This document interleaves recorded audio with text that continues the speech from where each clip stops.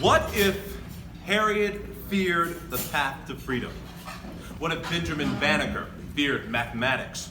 Booker T. Washington, W.E.B. Du Bois, what if they were afraid to learn? What if Marian Anderson, Whitney Houston were afraid to sing? Michael Jackson and Beyonce, frightened to perform? Max Robinson, Ed Bradley, Lester Holt, what if they feared reading? Oprah Winfrey, Tyler Perry, owning their own production company. And what if President Barack Obama and Mayor Tom Bradley feared running for office? Fear. It's something that holds so many people back, but today we're going to talk about overcoming it. Ladies and gentlemen, my name is Marcus Washington, and I am your keynote speaker for this afternoon. I want to say it is a pleasure to be up here this evening. I can tell you, when I got the call from Brother Jordan to be the keynote speaker, at first I thought the initial invitation was to MC, which I'm used to doing. But when he said, no, keynote speaker, and I was like, what? To talk about what? So looking at that, I really look back on fear and how sometimes we use fear to block our blessings. I look at fear as fighting or facing every adversity relentlessly. I think back when I was a kid, growing up in Memphis, Tennessee, a single parent, my mother working to provide every single opportunity for me, my father addicted to drugs. And when you look at that, some people will count you out. You're not going to make it. You're not going to be what you could be. But it was through my faith in my family that I was able to do more and to dream bigger than anyone in my family had ever dreamt. When I looked at fear, I looked at Isaiah 43:1. Fear not, for I have redeemed thee. I have called thee by name. Thou art mine. Because of my faith, I know I am that of the Lord. And when we look at fear, we look at obstacles. We fear what could be. We fear the possibility of failure. Well, let me tell you this. In life, you will fail. But it's not about failing. It's about how you recover. We talk about that in news all the time. Something comes up on the teleprompter. It fades. I can tell you just last week, teleprompter operator, this is a behind the scenes thing for you. So the guy who runs the teleprompter, he fell asleep. Now I'm reading this story, and midway, the prompter just stops.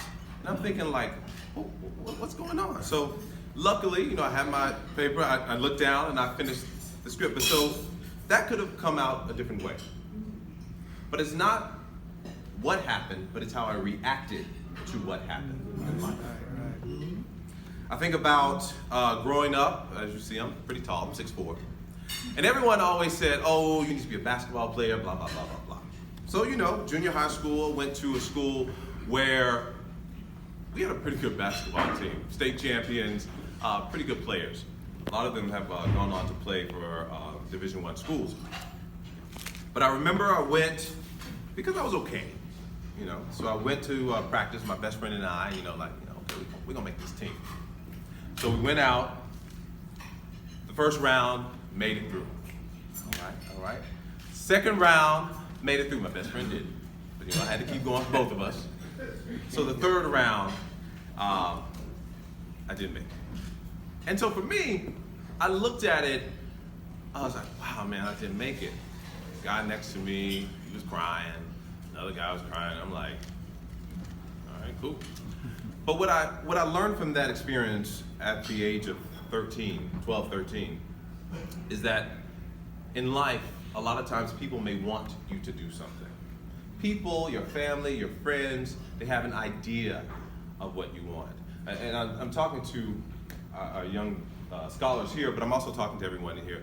A lot of times people expect us to do certain things in life. But what I learned at that age is to truly go after my passion. From that point, I remember talking about becoming a journalist in class one. It was in math class. And the substitute teacher, by chance, knew the general manager at the CBS station in Memphis. And just by chance, she said, oh, I can introduce you to him. she had him call me one day at home, and he talked to me for about 20, 30 minutes, and that changed my life. It made me truly believe that I could be the person on the news. I look at, in college, going through, excited, and did everything I wanted to do. I had a great GPA and went out for Kappa Alpha Psi. Thank God I made it.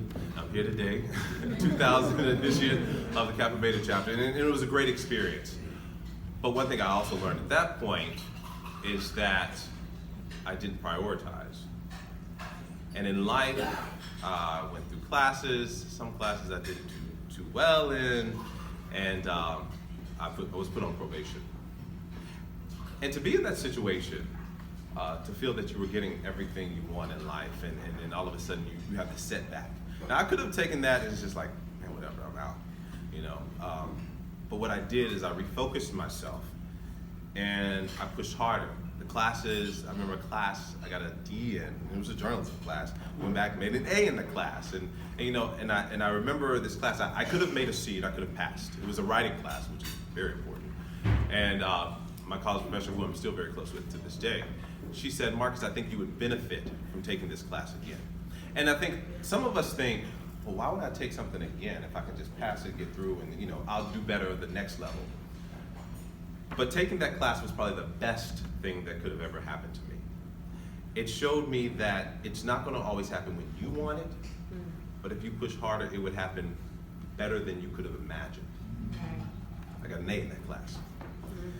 And I look at life and applying for jobs, and I remember I have a lot of friends in the journalism field. We send that, well, back in the day, it's a different time now, but we sent out actual VHS tapes, resume tapes we used to send out to different news directors. And I remember my friends talking about, I sent out 40, 50 of those tapes and no one's called me back. So I sent out 7. I got 3 callbacks. One was for something I necessarily didn't want to do. Another one was something that just didn't work out for me. And then there was that one. He said, I want to hire you as a reporter.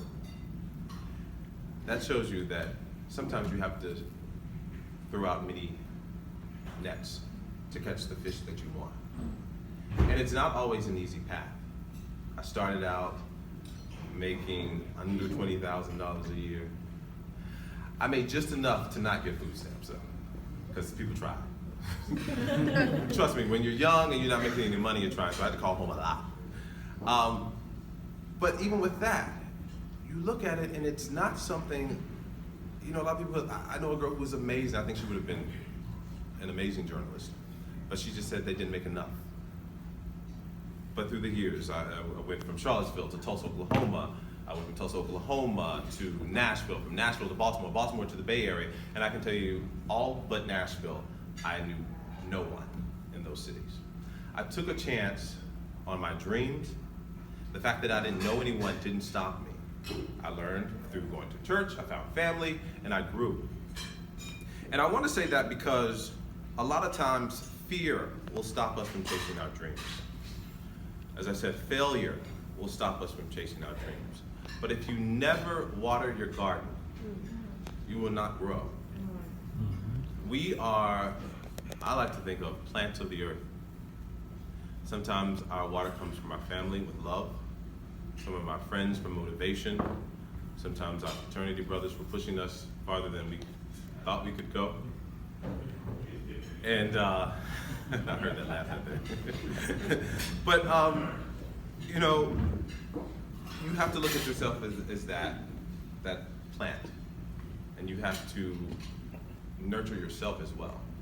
Because there are times when people will tell you you can't, we won't let you, but then you have to find another way to get to where you are. I think back on a journalist I looked up to and a member of Kappa Alpha Psi, Jim Vance. He was a veteran anchor in Washington, D.C. at the NBC station. He passed away in 2017. And I had the opportunity of, by chance, doing an internship in D.C. In General Counsel office at GW. And one of the attorneys there knew Jim by chance, and I would always talk about what I wanted to do. I was never afraid to talk about what I wanted to do in life. And he said, I know Jim Vance. And I'm like, what? You know Jim Vance? So he set up this meeting, and Jim Vance and I met, and we talked.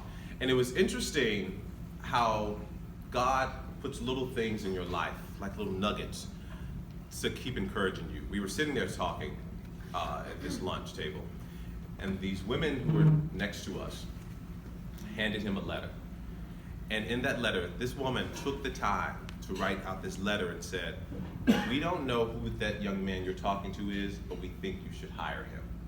Now mind you, I was not interviewing with him for anything. I was still in college at the time, but that said that someone saw something in me, and they didn't even know me. And you never know who's watching you. You never know who's encouraging you, cheering you on. A lot of times people are afraid or just don't know how to say things to you. But you know, if you can look in this room right here, you see so many people are behind you. They're supporting you. They're wanting to see you achieve. They're wanting to see you become the best that you can. And things that you find hard, they want to push you to go beyond that. And it's possible.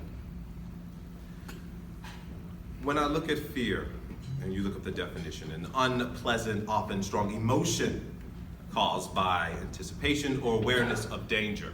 I want to look at the emotional part of fear, because oftentimes we look at it as that hump in the road. You know, life will often test us, and it will shake your foundation. But you have to stand firm in what you believe, and what you want to do in life. Because you can, like, if you want to do it, and we hear that often. If you want to do something, you can do it. You keep pushing yourself, you can do it. And a lot of times it comes with so many bumps. But I want you to know that it may not come in the form that you want it to come into, but it will come to you, and it will come for you. When something is meant for you, it is for you. And I want to leave on a note of just kind of how I got here to the Bay Area. I was blessed with the opportunity. I always wanted to work in DC as an anchor. I thought that was just like the highlight of my life it would be. And in Baltimore, I was blessed enough to have an opportunity to go to a station in DC or possibly come here to the Bay Area. And just from what I've always wanted, DC was just automatic, like, no doubt. I don't know anybody in the Bay Area, you know, whatever. But I prayed about it. And this is kind of where faith comes in. And I'm not sure exactly what all your faith is, but faith in something. I prayed and I said, God, just speak to me in some kind of way. And then I watched online, Oprah Winfrey, a lot of times. So I just was watching something Oprah Winfrey in bed, fell asleep, and I woke up. You know how you wake up and you hear something, and YouTube repeats something over and over again, a different video. And it was Oprah speaking, and whatever she was saying, and I don't quite remember the words that she was saying, but something, it was speaking to me. And I woke up kind of like, wow, like I feel energized, but what does this mean? So I looked at what you know, where it was and what she was talking about. She was speaking at Stanford at the graduation. And I felt, for me, it was like, okay, Stanford, the Bay Area, okay, that's my sign. And coming here, not knowing anyone, actually I knew two of my frat brothers here, Marcus and Shannon, but at the time I don't think I knew you all lived here, because you had just moved here. But I moved here and it was the best decision of my life. It has changed my life in so many ways. And I want to leave that to you, is that don't be afraid of fear. Don't be afraid of failing, because in life you will fall. But it's how you recover from that failure, from that fall, that really predicts your outcome.